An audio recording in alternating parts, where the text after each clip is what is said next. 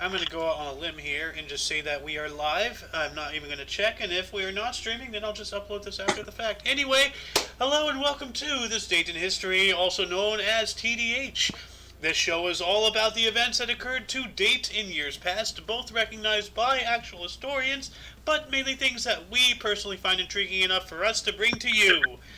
The sources of this information come from the Smart Device application, Today in History, What Happened Today in History, Historical Calendar. That's when you say your source. This Day in History. Nope, the third one. Oh, I forgot.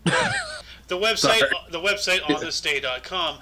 For links to those sources, the music, and anything else we gather throughout the show, check the description. Anyway, I am A.O. Xander. I am the Muffin Man. And today is Thursday, also known as Thursday, March 24th, 2022. Why don't you start us off today, Mr. Muffin? Sure. So, 1199 or 1199, we got King Richard I of England is wounded by a crossbow bullet while fighting in France, leading to his death on April 6th. Dang. That's 12 days, so he lived in agony for like 12 days. That sucks. That's almost 2 weeks. Yeah, 2 days shorter. Moving on up to 1387, English victory over a Franco-Castilian Flemish fleet occurred during the Battle of Margate off the coast of Margate. Oh. Alright. Anyways, it got 1401. We got Turco-Mongol Emperor Timur Sax Damascus,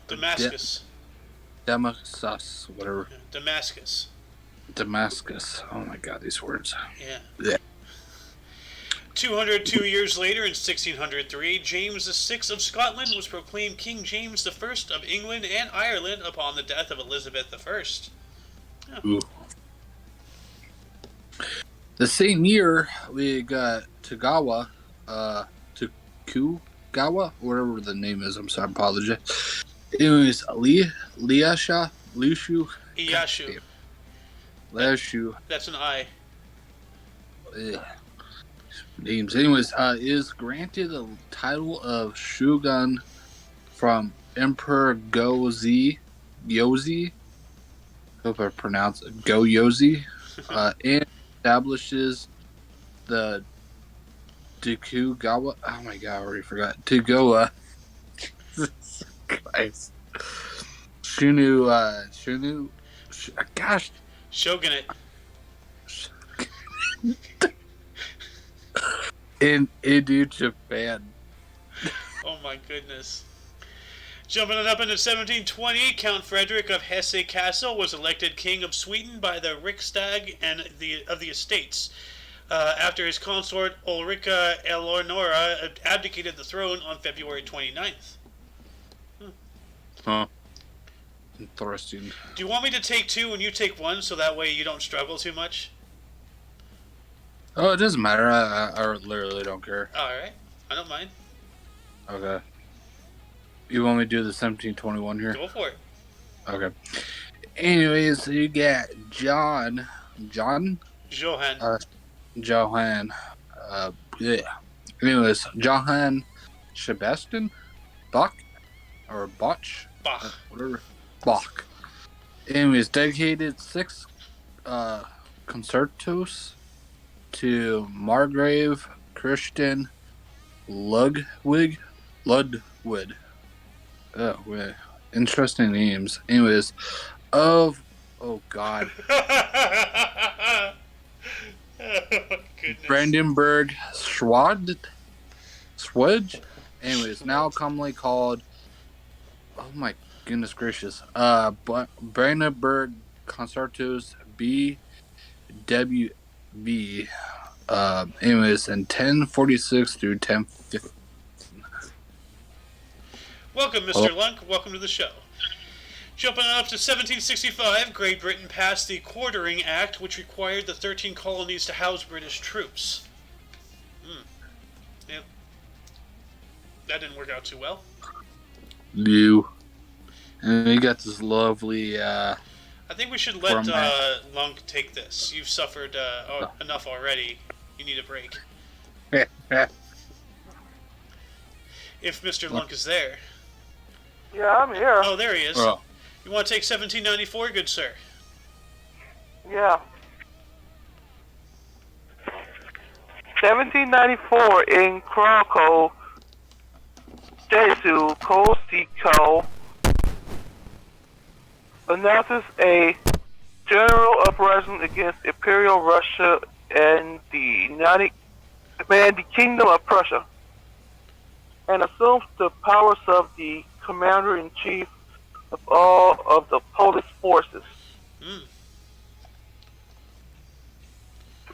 Interesting. Anyways, I can take this 1829 here. The Parliament of the United Kingdom passes the Roman Catholic Relief Act of 1829, allowing Catholics to serve in Parliament. Nice. About 3 years after that, in 1832, in Hiram, Ohio, a group of men beat and tar and feather Mormon leader Joseph Smith. Good. When he found out he was a liar. Yeah, good. They should have done a lot more to him, like end him and his crazy ass cult. But people back then, as they are now, are just way too lenient on those who need to be removed from this planet. It's about too many movements.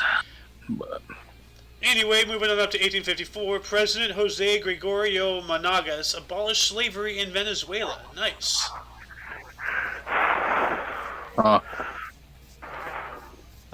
You want me to do this suffering in 1860 here? Up to you. I can take us. Why not? Do a little suffering here. Oh my goodness. Okay. In 1860, God, I don't know why I can say that. Anyways, they got Sakara Daman Incident. Japanese Chief Minister Taro Lee Natsuku is assassinated by Ronin samurai outside of Sakurada Gate of Edo Castle. And isn't Edo where Tokyo is now, I believe? So. I'm not too familiar about it, so I got no idea. I think it is. Let me look it up real quick. While I'm doing that, I think that's the Edo period. Yeah, it was a time period, but where was Edo? I think Edo, Japan. Edo Castle, capital Japan, de facto. Edo. So let's see here. That looks like Tokyo. Location of the former city of Edo. Yeah, okay, I was right. Yeah, it is Tokyo now. I'm going to add this to the underbar if anybody wants to look up Edo and everything. Mr. Lunk, do you want to take 1869 for us? Yeah, 1869, the last of the Tito Cowan forces surrendered to the New Zealand government, ending its uprising. Moving on up 9 years into 1878, the British frigate HMS Eurydice sunk, killing more than 300. Jeez. R.I.P. Leonidas. Yeah. Anyways, I will take the first 1900 here. You got Carnegie Steel Company is formed in New York. No, I'm about to say New York. In New Jersey, its capitalization of $160 million is the largest to date. Wow. It's a lot of money. A lot of money. Back then, it was a lot more. So. Yeah, it was more value. Yeah, well, that's $160 million in that money. So $160 million today. No, wait. Let me do this first. Then I'm gonna use the bathroom. Okay. Also in 1900, Mayor of New York City Robert Anderson Van Wyck breaks ground for a new underground rapid transit railroad that would link Manhattan and Brooklyn. Oh, that's awesome. Nice, dude. Huh. Yeah, dude, the amount of things underground in New York is truly staggering. Like, and most of it is not even used anymore. You know, like, it's crazy. Like, it's It's all absolutely bananas. abandoned. Anyway, Yeah. 21 years later. I'm sorry? Yeah, they had an awesome underground network.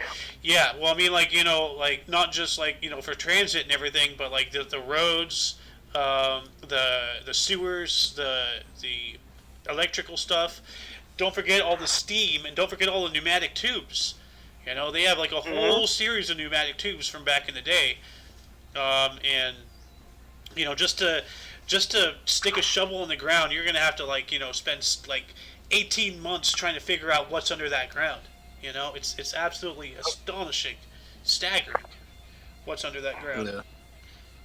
Anyway, moving on up to 1921, the 1921's Women's Olympiad began in Monte Carlo, becoming the first international women's sports event. Oh. 101 years ago today. Yeah. Oh. Anyways, moving up 6 years later, we got 1927, the Nanking Incident. Foreign warships bombarded Nanking, China. I think that's how you pronounce it. In defense of the foreign citizens within the city. Okay. So to defend the people, you're going to shell them. That makes sense. Yeah. Jumping on up to 1934, the Tidings Mcduffie Act was passed by the United States Congress, allowing the Philippines to become a self-governing commonwealth. Good, even though they're still our protectorate or something, as is Puerto Rico and the Bahamas. Yeah. Anyways, this is going to be kind of interesting because it's during World War II here. In 1944, we got the German troops massacred 335 Italian civilians in Rome, Italy. I wonder why. I guess that's after Italy switched sides to us, but still, that's... Let me look that up here. Like that's weird. Come on. Yeah, it's March 24th. The 1944. Ardeatine Massacre. Yeah. The Ardeatine Massacre, or Fosse Ardeatine Massacre, was a mass killing of 335 civilians and political prisoners carried out in Rome on March 24th, 1944, by German occupation troops during the Second World War as a reprisal for the Via Rasella attack in central Rome against the SS Police Regiment Boston the previous day. Alright, so it was a retaliatory massacre, but still a massacre nonetheless. People died. Yeah. It's ridiculous. Yeah. Moving on up to 1944 as well, also during the Second World War, in an event later dramatized in the movie The Great Escape, 76 Allied prisoners of war began breaking out of the German camp Stalag Luft III. Interesting. I gotta watch that movie. With The Great Escape. Yeah. Interesting. Anyways, we got 2 years later in 1946. 1946. I don't know why it's 1940 Ticks, or Twix. Twix. 1940 Twix. Twix. A good old British cabinet mission arrives in India to discuss and plan for the transfer of power from the British Raj to Indian leadership. Good. That means India's getting a little bit of independence. About time. So. Yeah. About 30 years later, in 1976, in Argentina, the armed forces overthrew the constitutional government of President Isabel Perón and started a 7-year dictatorial period self-styled the National Reorganization Process. Ooh, that's interesting. Sounds like fun. Anyways, we got a year later, oh lord, 1977, Maharaji Desai became the Prime Minister of India, the first Prime Minister not to belong in Indian National Congress. Oh, that's That's intriguing. interesting. Yeah. 3 years later, in 1980, El Salvadorian Archbishop Oscar Romero was assassinated while celebrating Mass in San Salvador. Another assassination. Yep. I like how different shows have their own theme when it comes to different themes. I think they're pretty interesting. But, anyways, in 1986, which is 6 years later, we got the last gas explosion leads to new UK laws on landfill gas migration and gas protection on landfill sites. Yeah, a lot of people don't seem to realize that, and I didn't either until I learned about this. But they don't just dump trash in a hole and bury it. There's a complex system of pipes and everything to redirect all the methane and carbon monoxide and all the other gases from all the stuff breaking down. It's got to go somewhere. So yeah, all the decomposing. Mm-hmm. Yeah, so there's very complex systems, a piping and all that stuff to redirect all that to prevent incidents like this. So some could light a cigarette, and there could be a whole bunch of pocket of methane somewhere, and if you're not careful and if it's not done right, and the entire landfill can go up. And think about a bomb the size of a hill, yeah, like a big TNT explosion technically. Yeah. Moving it up into 1989, the Prince in Prince William Sound in Alaska, the Exxon Valdez spilled 240,000 barrels or 38,000 meters of crude oil after running aground. Ouch. A couple years after I was born. Which is kind of interesting. Ship yesterday, I was leaking oil, which wasn't good. But anyways, 4 years later, in 1993, we got Comet Shoemaker. That kind of interesting. Levi 9 is discovered by Caroline and Eugene Shoemaker. That's kind of interesting last name. And David Levi at the Polymer I swear to God, Observatory in California. Nice. 5 years after that, in 1998, Mitchell Johnson and Andrew Golden, aged 11 and 13 respectively, fired upon teachers and students at Westside Middle School in Jonesboro, Arkansas, causing the deaths of 5 people and the injury of 10. Dude, how the hell did an 11 and 13-year-old guy... I mean, I understand probably from parents and brought to school and say, where there's a will, there's a way, and the only thing that ever happens when you make laws against people owning certain things, all that does is, make black markets and make it more difficult for honest people to get things, and doesn't actually change anything for the bad guys. If anything, it makes the world better for them, because now you've made more of a demand and less of a supply, and they can charge more, and maybe that's what the government wants, because we all know about Operation Fast and Furious. How many CIA planes, have been caught smuggling cartel drugs? It's obvious what's going on. Just open your eyes, people. Realize the truth. These laws aren't here for your protection. They're here to make money. It's really about the underneath scheme that's going on, but... Yep. I mean, if you look at all the drugs that are illegal, the pharmaceutical companies have an exact same thing of all the drugs that are illegal, just with a different name. So, yeah, all for medical purposes, quote unquote. Yeah. But, yeah. Anyway, jumping up into 1998, Dr. Rudiger Marmula performed the first computer-assisted bone segment navigation at the University of Regensburg, Germany. What the hell is a bone segment navigation? That sounds terrible. Seems like something involving bones. Computer-assisted bone segment navigation is defined as the precise 3D positioning of geometrically mapped and mathematically described skeletal segments. So that's interesting. Setting bones. So a more accurate mapping of the human body. Yeah. So that's really interesting. Oh. Aches and pains. Welcome to my world. We're getting older. Anyways, we got 1999.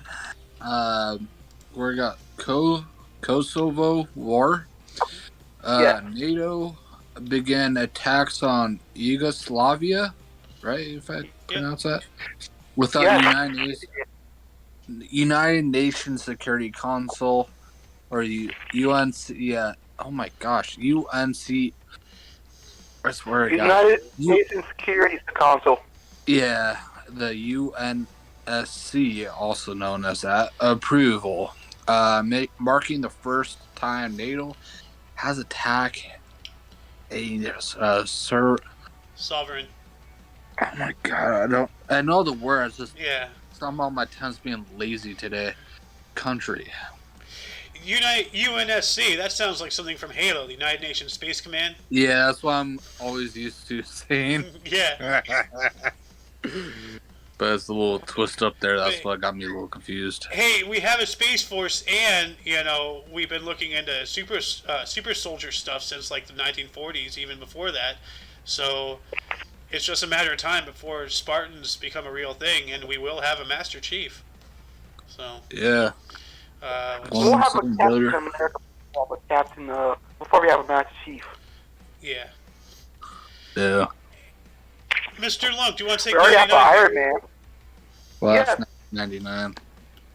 Also, in 1999, a lorry carrying margarine and flour catches fire inside the Mont Blanc tunnel, creating an inferno that kills 38 people. Oh my God, that's horrible. Ooh. Yeah. Margarine is oil, which is flammable, and flour dust is flammable. Flour itself might be flammable, so, that's not... Pretty much, a fucking bomb. Yeah, essentially. Jumping on up into 2003, the Arab League voted 21-1 in favor of a resolution demanding the end to the 2003 invasion of Iraq. Who the hell was the first person who wanted to continue? What the... America. Because you were whacked. We're not finished yet. Yeah. Anyways, we got 5 years later in 2008, we got Bhutan officially becomes a democracy with the first ever general election. I know I pronounced that wrong, but I don't give 2 cents. Okay. Also, 2015, German wing flight 9525 crashes in the French Alps. Any apparent pilot mass murder suicide, killing all 150 on board. Jesus Fuck. Christ. So that's actually attempted. That's actually a thing. Like, that happens. Yeah. Like... Wow. Like, I became a pilot to take care of my fears. Oh, your fear of heights? No, my fear of dying alone. Yeah. Horrifying. So, here you go. I like to get rid of my fear of people. They'll learn to fear me. 3 years later, in 2018, during the Syrian Civil War, the Turkish Armed Forces, or TAF, and Syrian National Army, or SNA, took full control of Afrin district, marking the end of the Afrin offensive. Oh. Anyways, same year in 2018, we got students across the United States staged the March of Our Lives, demanding gun control in response to the Stoneman Douglas High School shooting. I remember that shit. What a bunch of mindless sheep. What did I just say? Gun control does absolutely fucking nothing. Ain't shit. Gun is a gun. When it fire bullets, it's still the same shit. You want to know why Australia went through what it did? Because they have very strict gun laws. You want to know why Pol Pot was able to do what he did? Stalin, Hitler, us to the Native Americans, what Mao Zedong has done. Every single thing, gun control. Because an armed population doesn't get into the boxcars willingly. So, Anyway, last but not least, in 2019, we have Jakarta MRT, a rapid transit system in Jakarta, began operation. Cool. Really cool. Before we get into burst and deaths, as per usual, any articles spark your interest today? I thought all the gun control stuff is kind of off leading lately, but Other than that, that's pretty much it. Yeah, the gun violence and all that. Yeah. There's nothing really to my memory like that. That there is even anything in here that was interesting. Oh well, the Great Escape. That's cool. Yeah, The Great Escape is the greatest thing because it was inspired by a movie with Bruce Willis in it. Ironically. Oh, the German. Dude, everybody's... Yeah, that's another thing we found out. He was German. Yeah. Yeah, he was a German. He was. Anyway, who wants to start off the burst today? That is an interesting name. Yeah. You say it, you claim it. You say it's interesting, you claim it. It's yours. Start us off. Don't be the rule. Yui. What year first? I should say the year first. My bad. In 1103 here we got Yui Fi, Chinese military general. Oh my god, that is an interesting name, but no. Yes. Also, in 1693, John Harrison, English carpenter and clockmaker who invented the marine chronometer. Ooh, I think that's something involving water. Yeah, a marine chronometer is a precision timepiece that is carried on a ship and employed in the determination of the ship's position by celestial navigation. It is used to determine longitude by comparing Greenwich Mean Time and the time at the current location found from observations of celestial bodies. Dude, this analog stuff is not even taught in the Navy anymore, and that's horrifying because, we're so reliant on our technology that all it takes is one solar flare, one EMP, one erroneous wire, and then and you're stranded at sea. If you don't know how to read the stars, you're screwed. People have got to learn, the tried and true methods of the old, mix them in with what we have today, but don't lose our past knowledge. Otherwise, we're screwed. Okay. Hey, I'm gonna jump off. I'll talk to y'all later. Okay, man. You have a good one. You too. Moving on up into 1725, we have Thomas Cushing, an American lawyer and politician who is the first lieutenant governor of Massachusetts. Huh. If you want, I can take this one. This next one. Okay. 1816, we have Pelagio Antonio de la Batista y Davalos, a Mexican politician, Roman Catholic archbishop, and regent during the Second Mexican Empire. Oh. I'm thirsty. In 1874, we got Harry Houdini, Hungarian. I swear to God, if my tongue works today. Hungarian Jewish U.S. magician actor. Yeah, and his real name was Eric Wises. Harry Houdini was a stage name. Oh. 1887, we have Roscoe Arbuckle, an American actor, director, and screenwriter. And Arbuckle, something in Arbuckle. I don't remember. Oh yeah, Roscoe Conkling Fatty Arbuckle. That was his name, Fatty Arbuckle. So, yeah. Most likely, this is probably the case in 1892 because it kind of fits in. We got Mark Stone Morse, American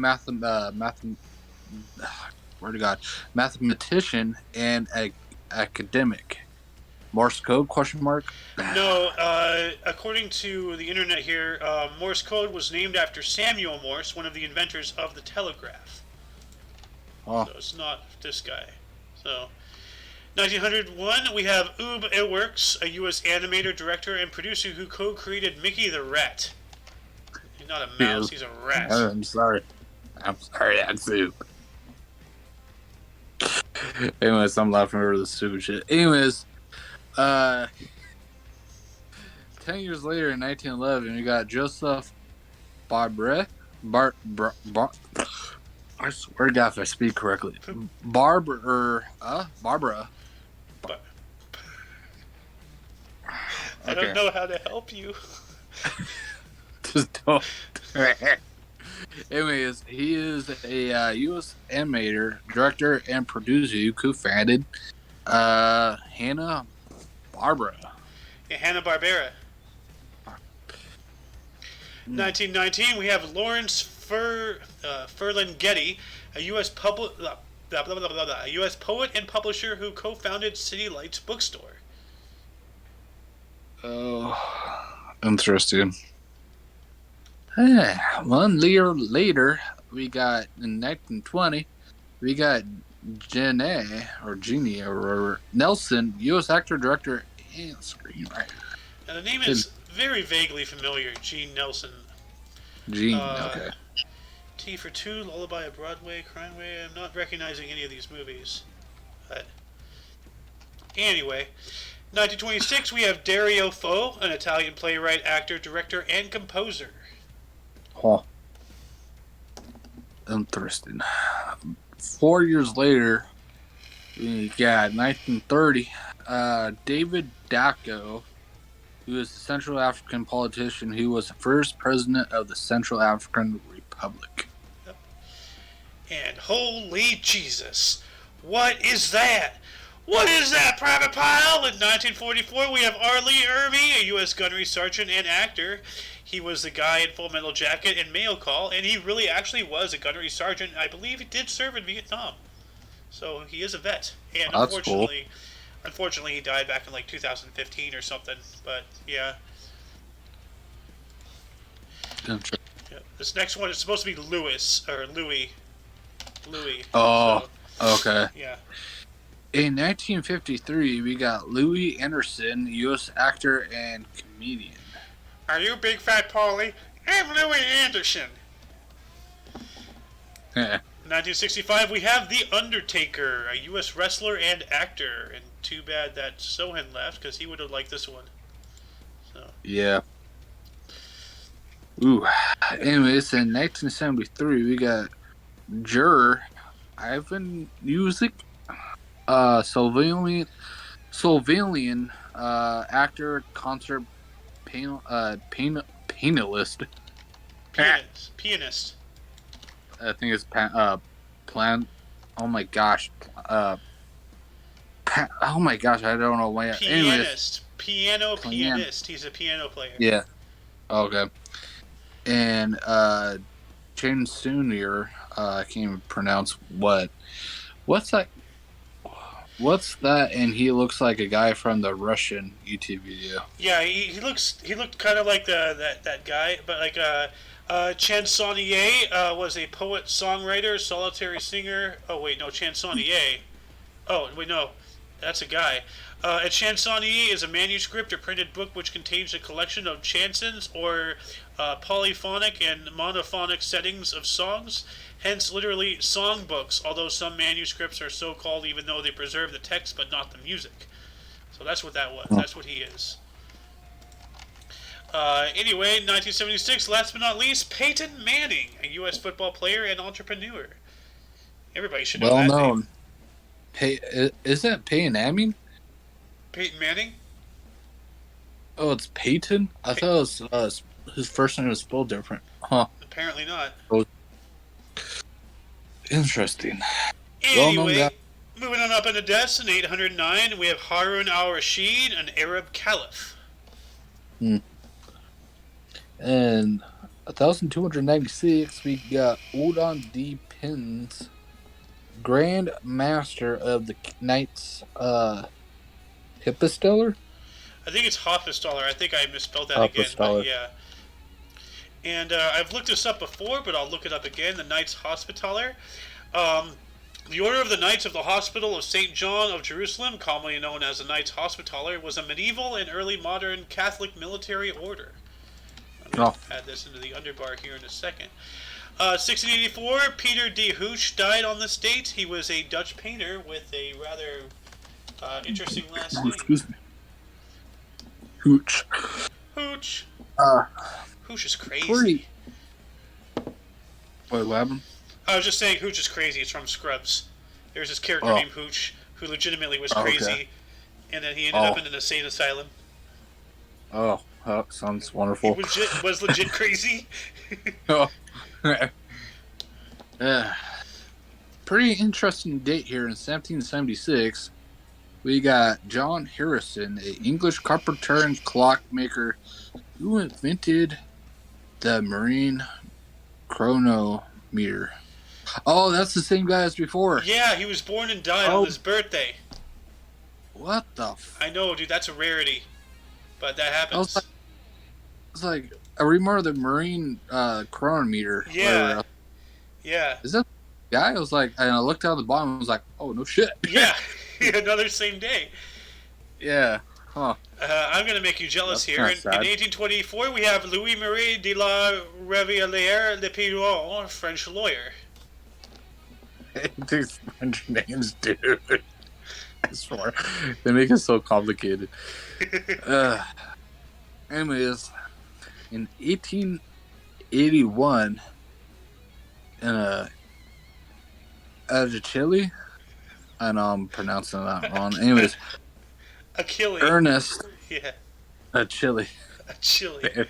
A chili. A chili pepper. Yeah.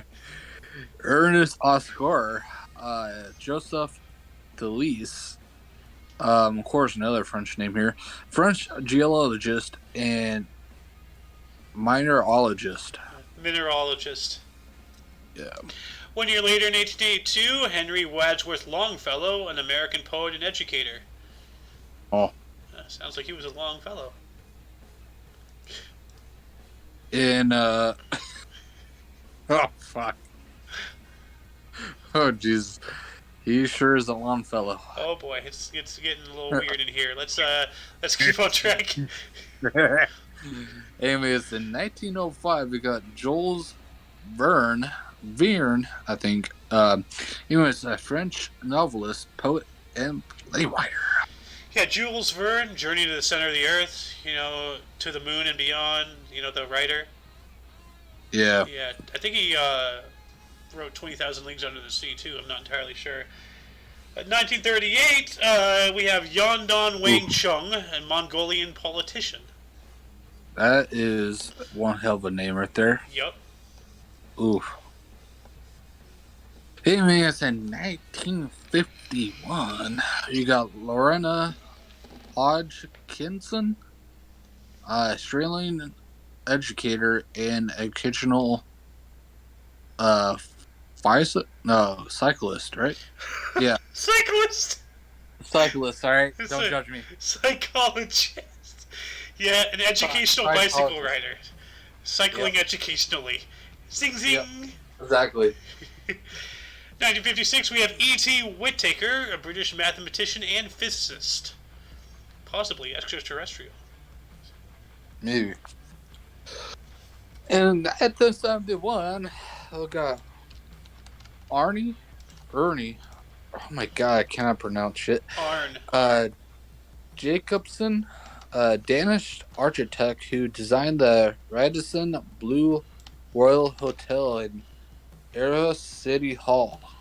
Yeah, I'm looking at them right now in Google image search, and that's a weird tower. Huh. That's interesting. That's a really weird tower. Why is the clock only halfway up? What the hell? Anyway. Jumping up into 1976, Bernard Montgomery, 1st Vid Scout Montgomery of Alamein, died today. He was an English field marshal.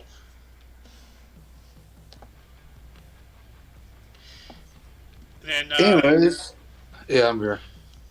In 1993, you got Albert Earlin, Australian panelist, composer, and actor, and playwright. Yeah.